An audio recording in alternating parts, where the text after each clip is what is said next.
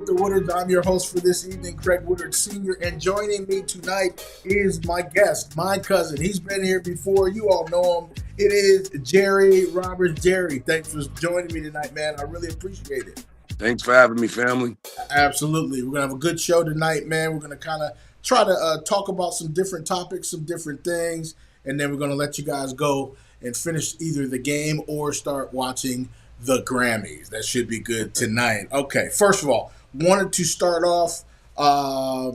It is day one of Black History Month, and it is a very important month for African Americans and for everybody, to be honest with you. The way that I look at it is this is just another month for us to continue to teach people about our history and the impact that we have had in this country, man, and on the world. I mean, it's.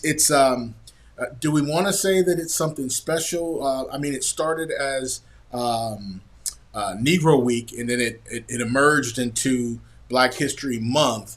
But you know, cause it's kind of a slap in the face. They give us the shortest month of the year, 28 days. It ain't even leap year. This I, I agree. I agree. Hey, after we built this country, we deserve more than a month. Thank you, thank you, thank you. And that's why I say it's just another month for us to be able to talk about certain things and celebrate what our ancestors have done and those that have paved the way for us.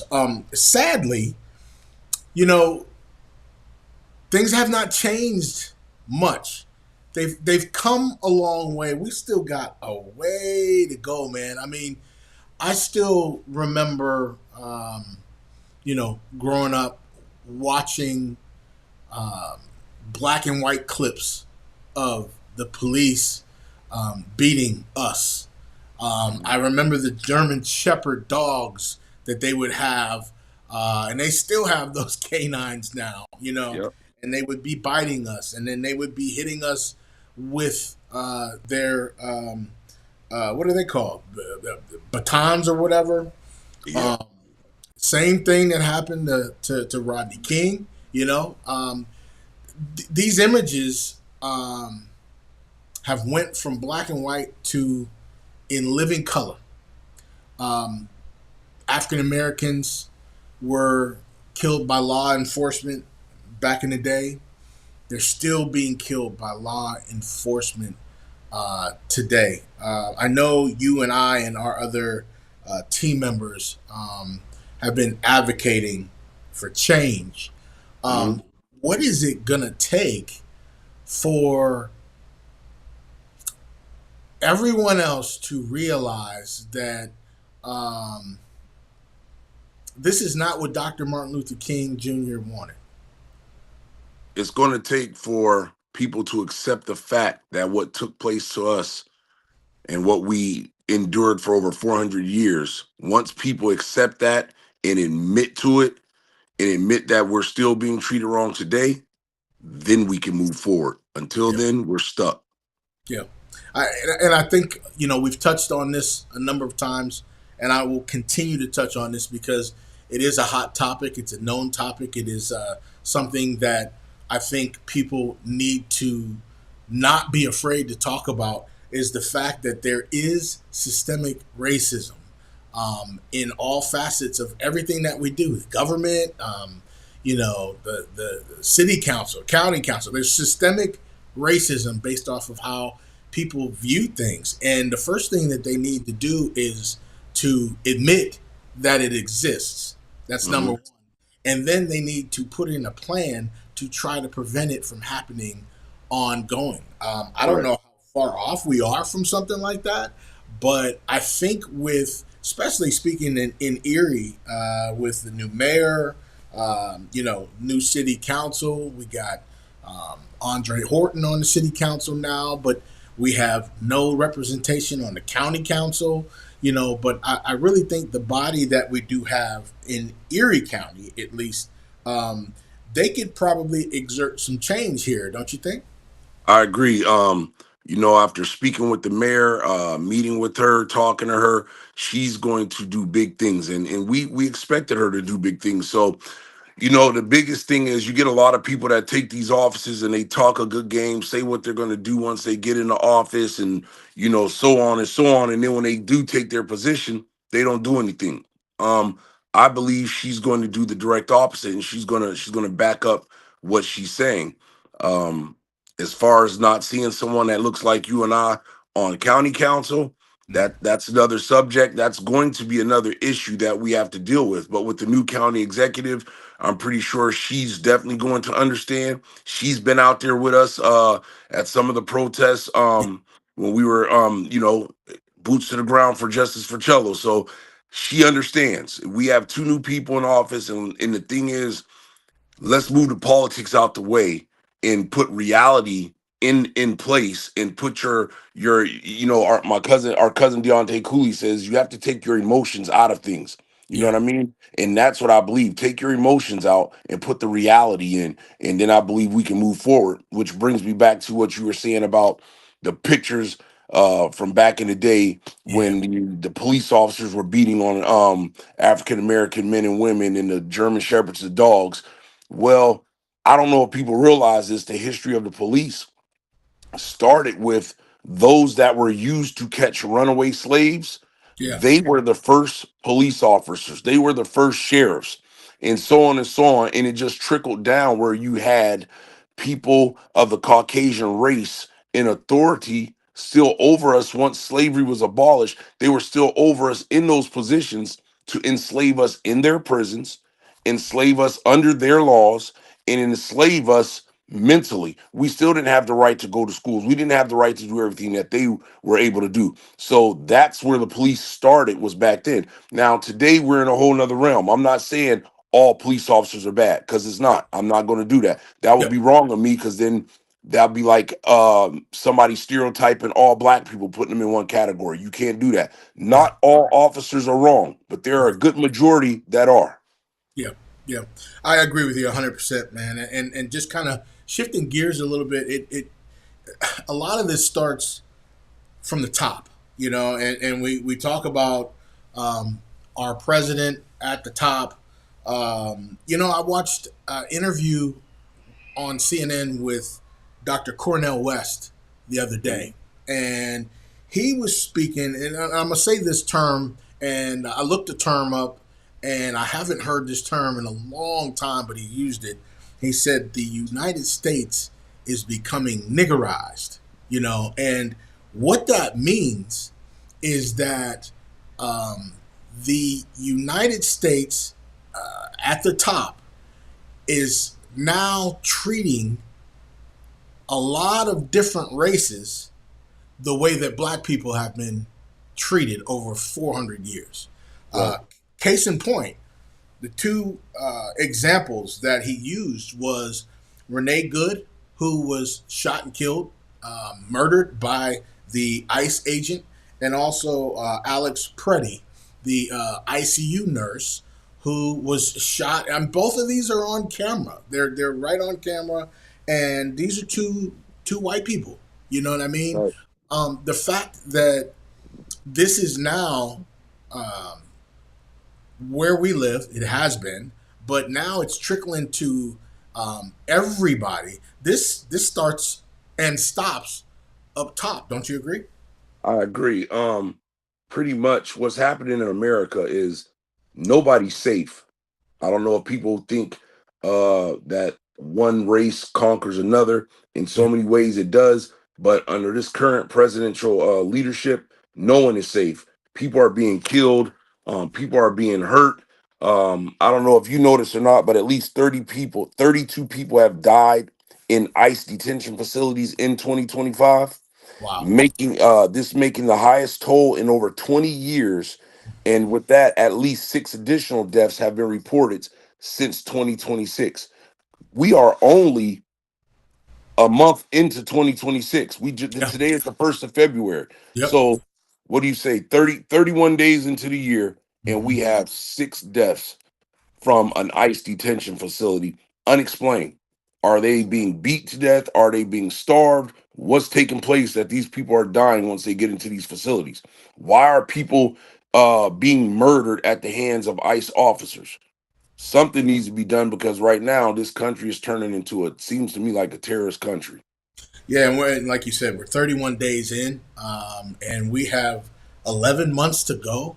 I mean, this is going to be a long 2026. I mean, I haven't Mm. seen any adjustments, any changes, but you know, politics aside, what's right is right and what's wrong is wrong. And this is where, Congress, our senators, like everyone has to come together and say, hey man, this process that we're doing is not working and it is wrong. And we're all for, you know, reducing illegal immigrants, especially those that um, would harm people, but it's got to be a different way to do this, man. Because Uh, how about we give them a chance to become legalized citizens of the United States?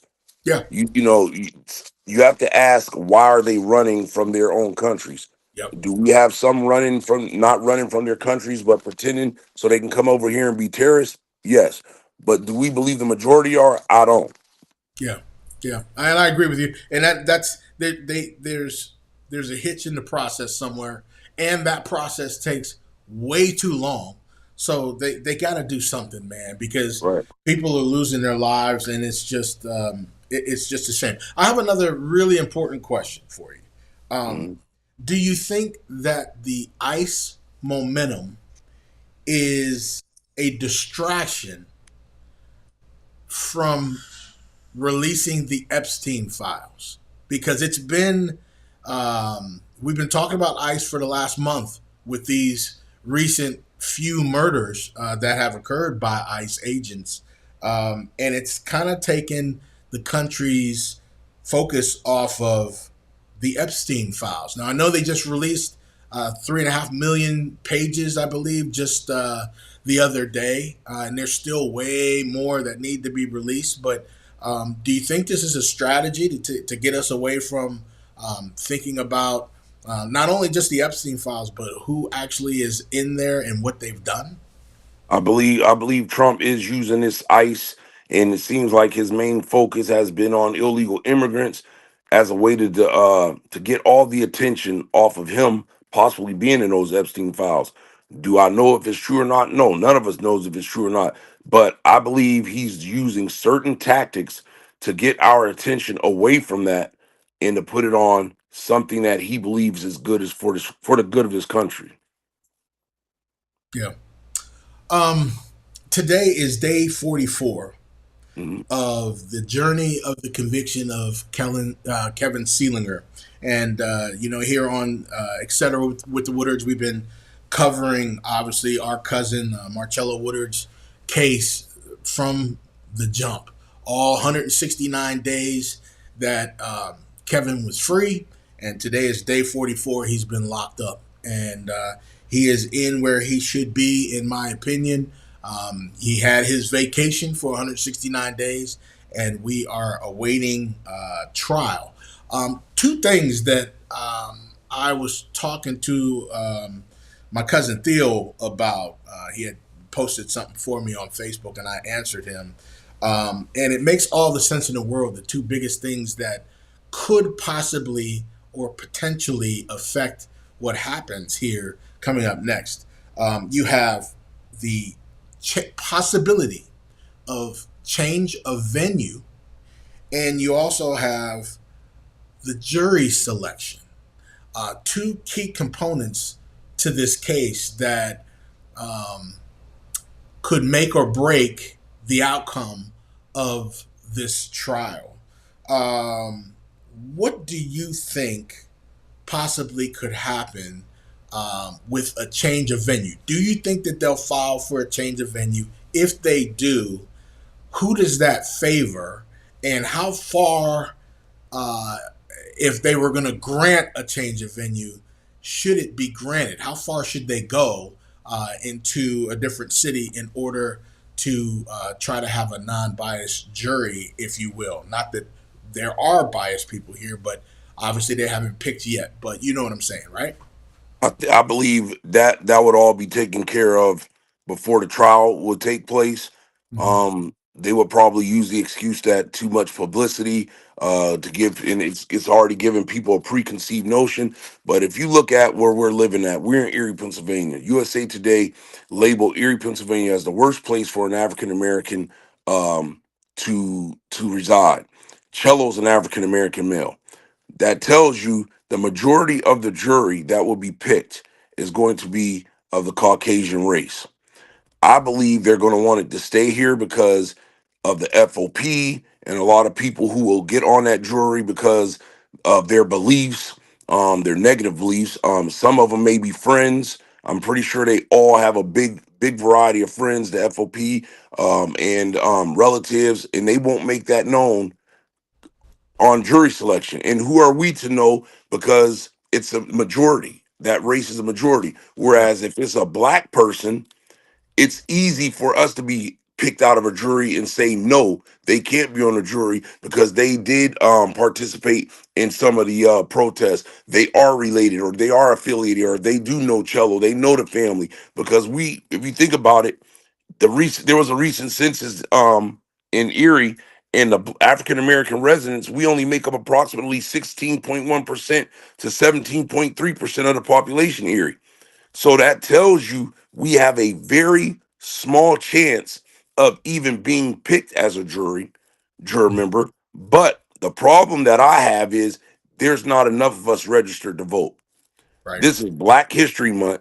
We have people in the past that fought for our rights to vote.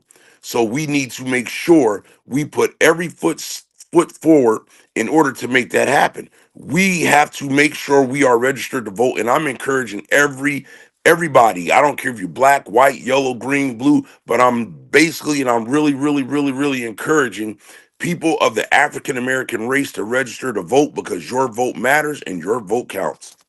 And we're past the November election, but it does not matter. You can still register to vote. You can go down there and register because you never know when you have to do your highest civil duty, which is jury duty. And you can't do jury duty if you are not registered to vote. So we do Correct. encourage everyone to please go down and register to vote. And Deontay and I had a super push back in September and October to try to get people registered to vote to affect the election that just occurred here in this past November as well. So that is something key. Just sticking on the numbers that you spoke about, I'm kind of conflicted here, right? Because I don't believe if they do file for a change of venue, that the venue would be pushed down to which we would hope would be the next biggest metro area, which is Pittsburgh. I don't think it would go all the way down there. Having said that, you're 100% right. 16.1 to 17.3% African American in the city of Erie. Also, about 64% Caucasian. All right. Mhm. Going out to Erie County. So you're talking about the Harbor Creeks and the Fairviews and the Gerards and those particular areas, Erie County. When you stretch out even further, the numbers drop for African Americans drastically. Erie County, 7% African American population versus 82% Caucasian. So if they Right. went even to one of those smaller townships, um, the probability of you seeing someone that looks like you and I on the jury is very, very slim. So then, do we say if they're not going to take it all the way down to Pittsburgh and Allegheny County, we don't want it out in the county as Erie County is concerned. Do we keep it in Erie where we have the best chance at 17%? I mean, I don't know. I don't know what's I was just watching on TV, and this is obviously unrelated, but related in certain ways. I was just watching The Hurricane on TV. Denzel Washington, where he played Reuben Carter. It's a good movie. Yeah, back in Philadelphia, way back in the day, was a boxer. He had time in jail, got out, dedicated his life to boxing, and he was framed by the police chief for a murder that him and John Artis did not commit. Spent a number of years in prison, and before he got there, at the court hearing, and they showed it right on TV, the judge is saying you have been judged and decided by a jury of your peers, and then they showed the jury, and it was all white, you know, Right. and so not that white people cannot make this right or wrong decision. But when you don't have that type of representation, is that really a jury of your peers? You know what I'm saying? So is the city of Erie our best chance? What do you I think? I personally I don't think so, but I do want to be wrong in saying that Yeah, because if you have to take in consideration if you do move this, how's his mother and his father going to attend those court hearings? yeah, How are the Marcella Woodard supporters, friends and family, and coalitions? How are they going to be able to attend those court hearings? That to me is the downfall. And a lot of times when there's no support or someone showing that they care about what's going on in these courtrooms, it could go in the wrong direction because they look at it like, well, nobody's here. They don't care. So we could do what we want because there's nobody here to see what we're doing. right, right. Yeah, that's a really good point as well as far as the traveling because it's day after day, you know, and who knows how many weeks the trial could be. So I don't know. We'll just have to stand by and see how this one plays out. Um, just from your experience working for the state before, um, Sealinger is in jail. Um, is he in the Erie County Jail? Do we know that? If he is in the Erie County Jail or any other county jail, are they trying to protect him? I think they have a duty to protect him. So he's probably in a cell by himself, isolated in jail. Are they giving him, I don't want to say preferential treatment in jail or treatment that police officers have to have because they have a duty to protect.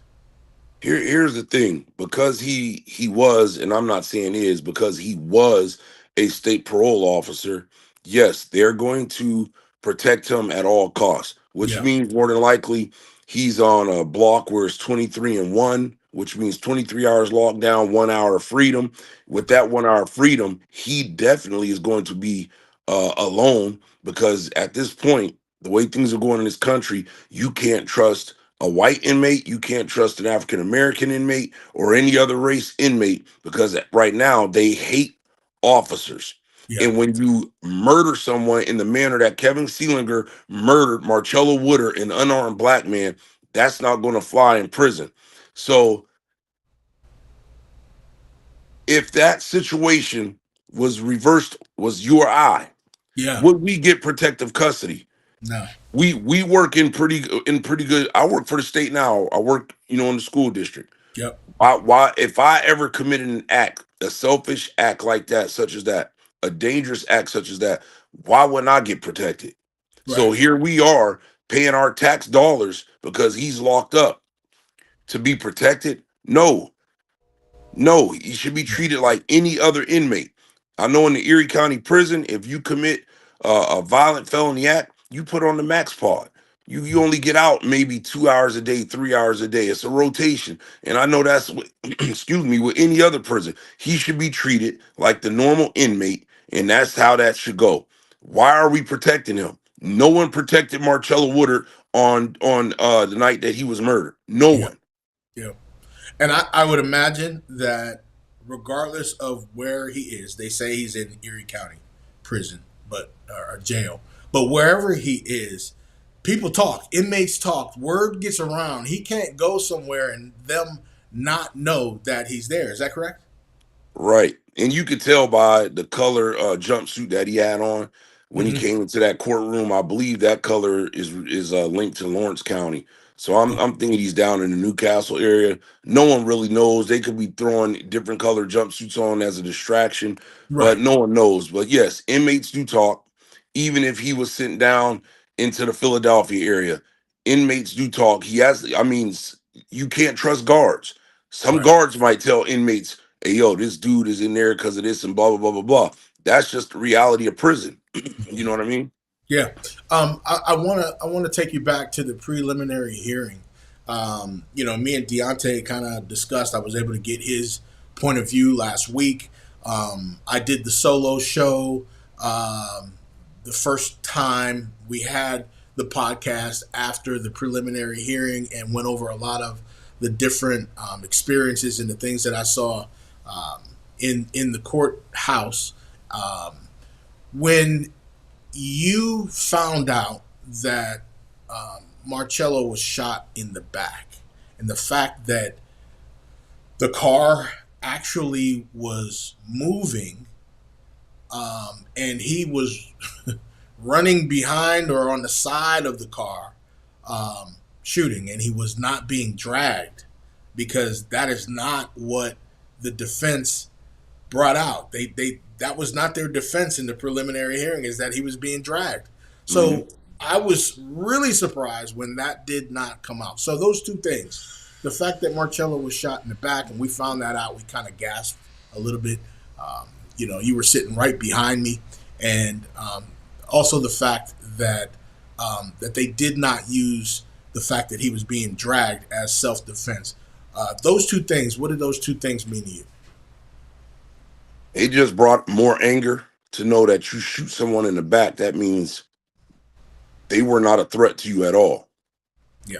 The fact that before he was even arrested, they put out a statement, the FOP or probation, whomever it was, put out a statement that he shot Marcello after he was being dragged by the vehicle.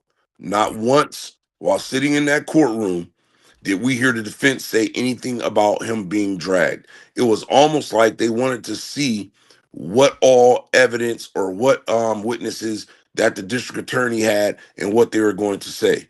Mhm. My thing is, once you lie in court, that's the proof. The video does not show him. We've been saying this over and over again. Yeah. The video does not show he was being dragged. Had Right. he been dragged, he had a partner there. You would have heard some screaming, stop, stop, stop. There was no sense of urgency before those shots were fired. Correct. So it's just like the saying says, the eye in the sky don't lie. Yeah, yeah. No, I agree with you, man. I was kind of taken back, especially very emotional with Cello's dad, Sonny, sitting right next to me, and I believe that was the point that he got up and left. Was right when they talked about him getting shot in the back. I mean, none of us knew that fact of it Mhm. because we could not understand how we thought he was shot in the chest, and Right, we couldn't understand how that was possible if he was saying he was being dragged and he's holding on to the driver's side door. But then we right, find out he never even made it up to the driver's side door. right. He's running on the side of the car firing. Like Hmm. that right there should be case closed in my point. You know what I mean? Right. It was just it was a sad thing to hear about that. And then the fact that, like I said, that they never even brought up him being dragged as a self defense. So then, what was the self defense? There's nothing else. He was unarmed. What was the self defense if the car wasn't being used as a weapon because it was driving away from you? This is going to be interesting, man. I'm telling you, I don't think that preliminary hearing went very well for Seelinger. I think he probably needs to get another attorney. Yeah. Uh, you know, or for us, keep him, keep him. Right. I mean, and let's put it out there. Yeah, How's he able to, and we all know state parole agents make decent amount of money, but in order to afford attorneys, and it's not one attorney, there's several attorneys. We saw him sitting there. How's he able to afford that? Is the FOP providing money, which is right, illegal? You have to ask people that are paying their union dues, are you okay that your union dues are going towards someone else's legal fees because of their careless act? right, right. And then I know he had some type of a GoFundMe early on in the process and was raising a lot of money. So for those people that jumped the gun thinking that this guy did was all in the right, and then they find out the facts later on and find out that he was never even at the driver's side door and he shot him from behind. How do you feel now supporting this guy and giving him money? You know what I mean? Mm. So we could put that out there too, because there's still a lot of people out there like that and still on his side, and their defense just went down the drain. And so, this is going to be very interesting. All right. And that and when you say there's people still on this side, Yeah. it's a shocker to me because that brings me back to our last protest that we did at the Erie County Courthouse. Yep. And we even sent and made phone calls out to Gannon University because of the behaviors of several of their students laughing at us during the protest, laughing at the fact that Marcello was murdered. And we still have yet to hear back from them. That's disturbing. That's a surprise because you're one of the major universities in our area, and I'm pretty sure they're all aware of it. But yet, they have a picture out today where they have African American students, which are a very small population at that university, celebrating Black History Month. But yet, you have not addressed the ignorance, the attitudes of those three or four students who embarrassed the university the day at the protest. Yeah. We have yet to hear any of that, and I hope they don't think that that's over with, and they haven't heard the last of that at all. No, because I believe tomorrow, February 2nd, on Monday, is a wonderful day as the second day of Black History Month for the Justice for Cello Coalition to do a follow up on that particular incident. And they Yes, said that they were going to look into it. They need to let us know what has been done. Have they identified those students that were, stating the things that they were and acting very immaturely and disrespectfully? Um, and we do expect we expect better. Not only from Gannon students, and I don't want to blame the whole student body, but these right, individuals in particular, we expect better. Their parents expect better, and I right, know the administration down at Gannon expects better too. And we expect to have some type of dialogue here from Gannon, and not just think that they're gonna put this under the table, under the rug, and that we're going to go away and not have them really truly look into this. So, because hey, remember, if I remember correctly, correct me if I'm wrong. I do remember seeing a lot of information from Gannon taking a stance where any of their employees that spoke out against Charlie Kirk would be handled accordingly. Is that right. correct? Yes, Okay. yeah.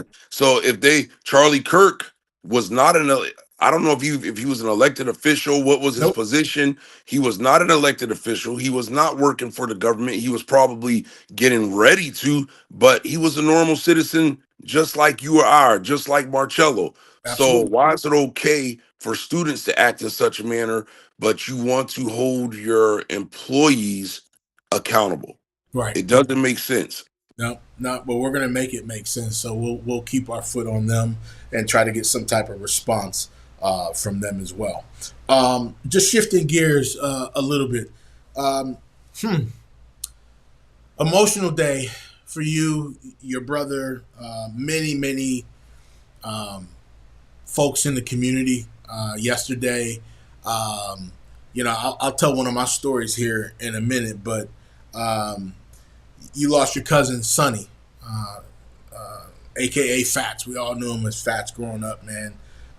You spoke at the church yesterday, and you had some really great things to say. Tell me about your speech yesterday. Um, I didn't want to reminisce too much on the bad because a lot of people know um what the hood is in Erie. Yep, Sonny was a leader. Him, my cousin Hard Rock, who has turned his life around tremendously. He works with us with the justice for the fight for justice for cello. He's been with us from day one since we've been on Parade Street. Uh Creek, the shining star. Everybody know him. Oh yeah. Um, it was emotional because you never expect somebody so strong as Sonny to pass, Yeah. even though he had the health issues that he had. But pretty much when I talked to the church, I talked about when I first found out we were related. I was in the fifth grade, and that's how I ended up into the street life. I didn't not at that point in time, but probably at the end of my eighth grade year going into high school. That's when I decided I wanted. I stayed in touch with them guys, and I ended up joining the hood, and that's what it was. You know what I mean? He was a leader. He was a father. He was an uncle, and he was a great dude. He was great at everything that he did. Yeah. Um, there's nothing bad that I can even remember about him. Even in our wrongdoings, he always taught us a lesson in things that we did. If anybody can understand that, they know what I mean by it. But Mhm. leader, man. He was a leader, Yeah. great supporter. Even you heard my cousin Roosevelt Benjamin. He spoke Yeah. about how Sonny supported him, would come all the way down to Clearing to watch him play football. He came to Edinburgh to watch us play. And one thing about him, he wanted us to be better than him. Yeah. I remember he went to academy, then he transferred to tech. He was going to play basketball. Things didn't work out. So you know what happens when things don't work out? You get more involved into the street life. But Yeah. he always made sure that me and my brother in row that we went to school, we got our grades, and we played a sport and we did well. If we did something wrong, he's going to let you know. If Yeah. you need a new pair of sneakers for your sport, he was going to help you out. Yeah. But the support, man, that's not only a great man, that's a great cousin, man, great family member. Yeah. You know, my I had many run-ins with Fats. Not just seeing him, in the neighborhood and growing up in the neighborhood, right on 25th and French there, but on the court, man, because he was a baller. Him and his brother. I mean, they balled, and they would always put their own teams in certain leagues and stuff like that. And so I was always restricted because I ended up going to Mercier's Prep, and we would have different teams in certain leagues and everything, and we would always battle Fats Nil. And I still the last game, and I guess that's the one that I really remember a lot was. I can't remember what league it was in, but we ended up playing in a championship game against them, and it was down at the Barber Center gym. I Um, remember that. you remember that? And Yeah. we balling. I mean, I think I had 30 that game. Hmm. Kyle, I don't know how many he had, but we were just going back and forth and back and forth, man. And he always showed me love, even though I went to Mercier's Prep. He always wanted to see me do good at this private school.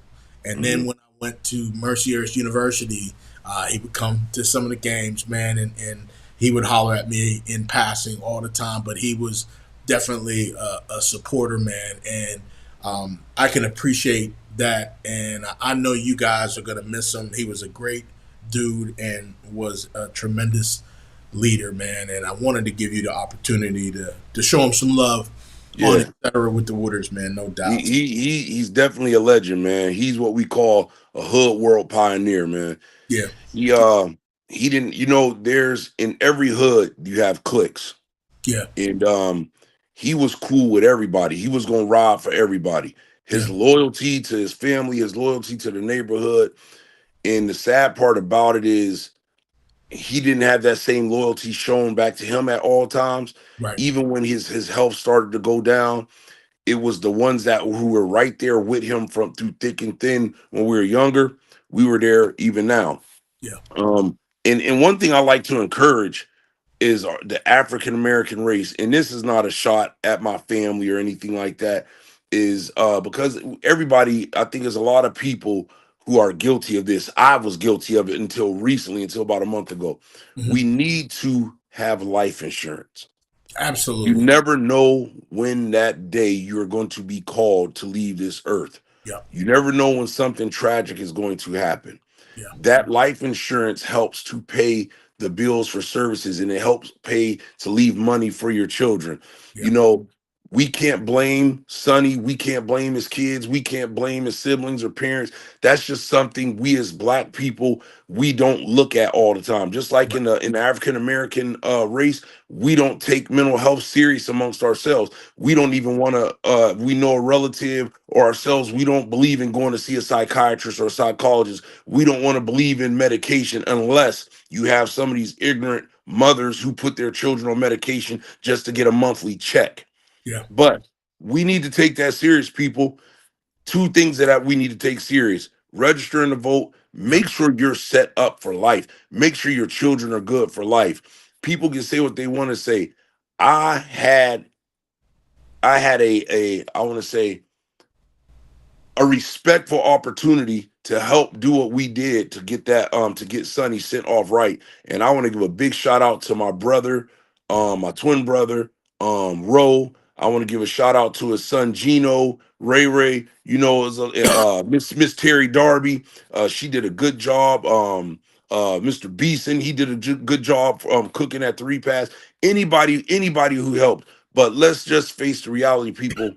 Let's register to vote. Let's make sure our families are taking care of our children, ourselves, because we all got to face it one day. We all got to leave here. Nobody's here forever. Yeah. So we got to face that. Also, while we have everyone's attention, I want to throw this out here to black men who are watching, black men who's going to watch this podcast. Go see the doctor. That's right. Get yourself taken care of. Get your physical. If you're over 45, you must get your colon checked. Get your prostate checked. There's no shame in that. You know what's cool, and it's funny, man, because it's not funny, but what's cool is when you're in your 70s and your 80s and you're enjoying your grandkids and you're watching them grow older and graduate high school and college, and you get to hold your great grandbabies. That's cool, you know. But for some reason, back in the day, you know, we had some strong men in our families that just chose not to go to the doctor, and Mhm. it kind of just festered on from generation to generation, and we have to break that. Um, you know, it is cool to go to the doctor because we want you to be here for your family and for us for a long period of time.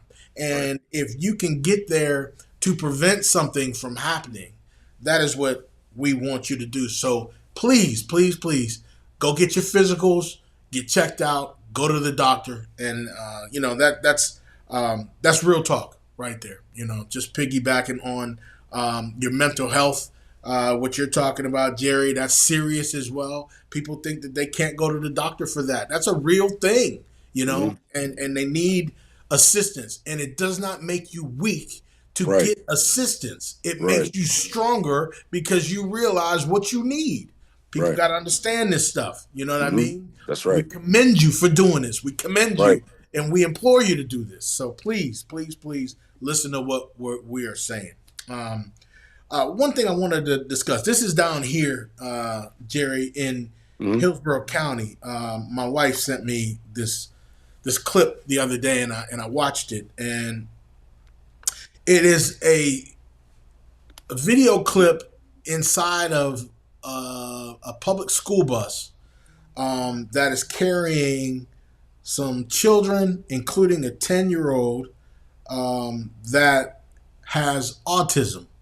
And the bus aide, Juanita Wright, and there was a female bus driver.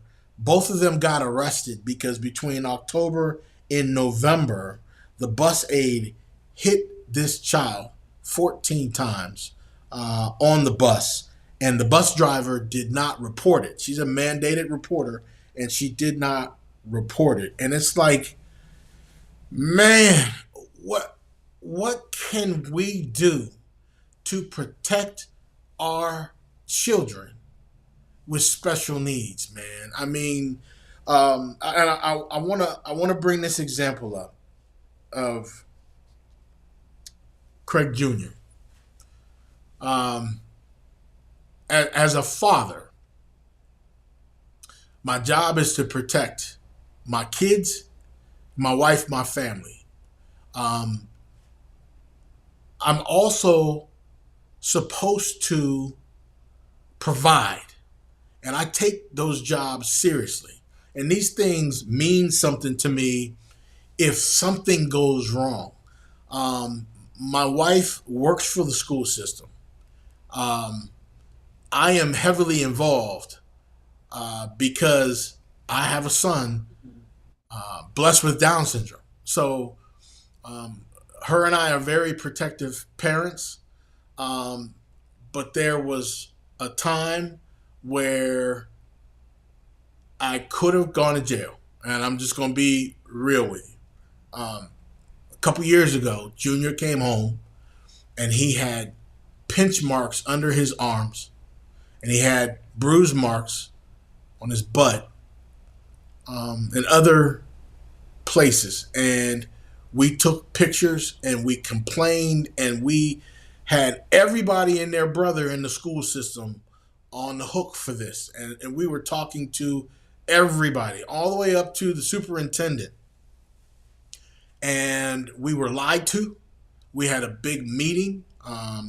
We were told that they didn't have cameras in the school. And as the executive director and president of the Down Syndrome Association in Tampa Bay, I've been in the school. I've spoken to your students, and my wife has been there, and we saw cameras in there. Principal lied to us about that.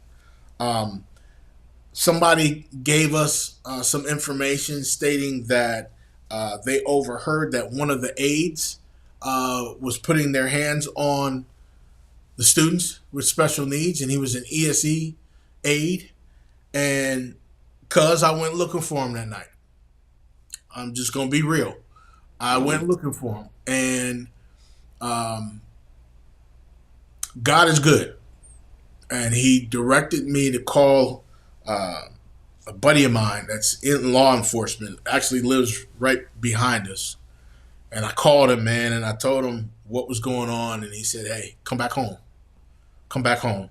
And um, Chrissy went out looking for me, and she finally saw that I was coming back home, and she pulled up behind me. And the worst feeling that you have is that you were unable to protect your child. And I'm watching this video on the bus, and this kid just can't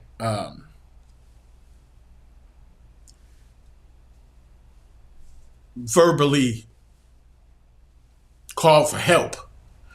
And then I start thinking about Craig Jr.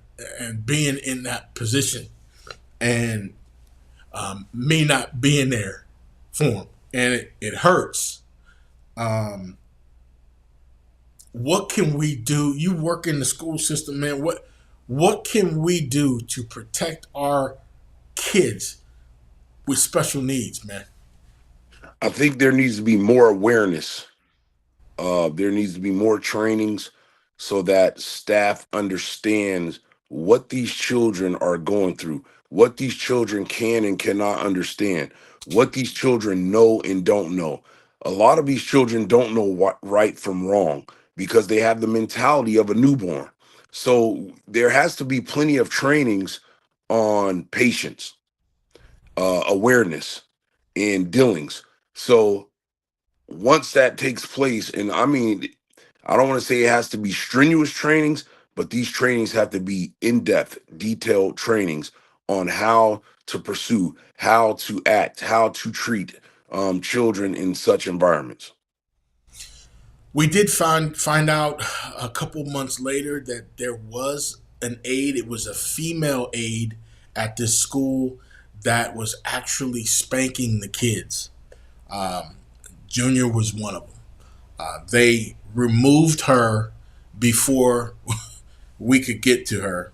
Um, they removed her before my wife could get to her. And you know how Chrissy is about her Hmm. baby. Yep. And she worked for a temp agency.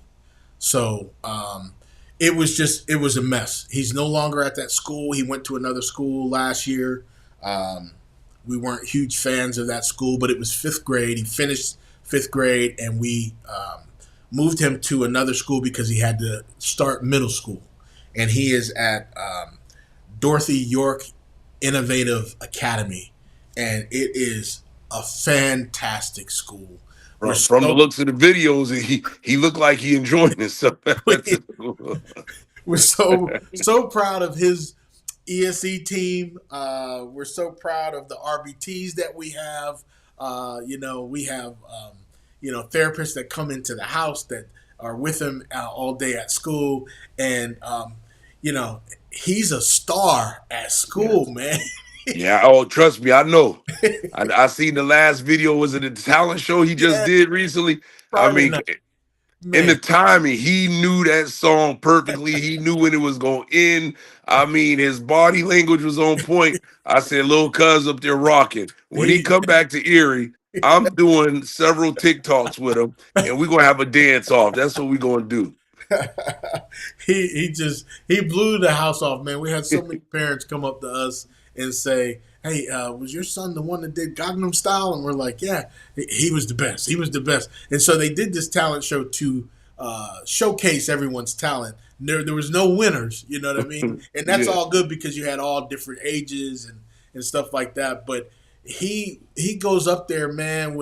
He's like me. I can talk in front of anybody. He'll go in front of a crowd like us, he and owned it. he's got that gene in him, and Yeah, he just did his thing, man. And I was so proud. And I don't know if you have to go back and see it again, but I was shooting him from the side view, and we I also have a think camera in front. Did you see was him that waving? Chrissy. Yeah, yeah. Chrissy was shooting it. Christina was shooting it, which is his ESE specialist. Uh, There was a guy next to her shooting it that airdropped the video to us. I was on the side view, but if you watch him again, he's doing his thing and then he waves. He did yeah. that like 3 or 4 times. He was waving to me on the side because he saw me and never skipped a beat. You know. And you know what really got me is when he did the like he was humping the air to grind it. I said, oh, this It dude, was like, this yeah, dude is funny as ever. everyone just died Yeah, laughing, he the man. life of the party, man. He is, man. He is. Yeah. So that video touched me, man, because he is our world. Of course, Dante and Jordan have gone through their grade school, high school, college, and they're adults now. So our huge focus now is Craig Jr. All right. Having said that, man. Lastly, and then we'll wrap up, man, so we can go watch these Grammys.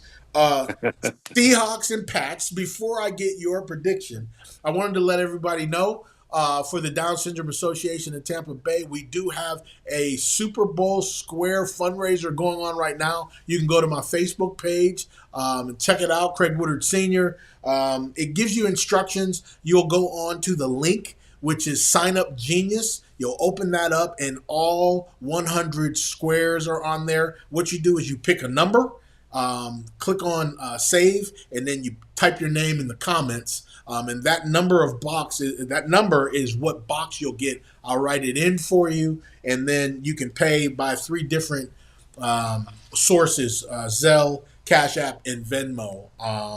Yeah, and so we got a week left, man, and we're gonna raise $1,000 and give away $1,000.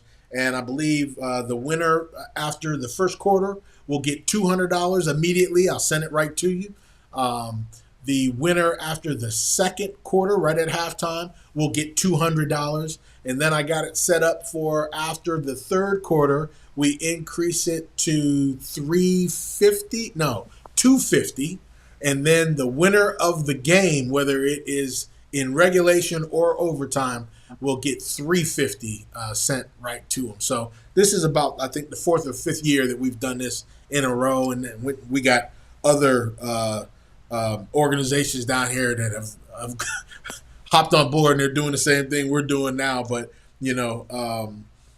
it's all good, man. So there's still some squares available, so check that out. Seahawks and Pats.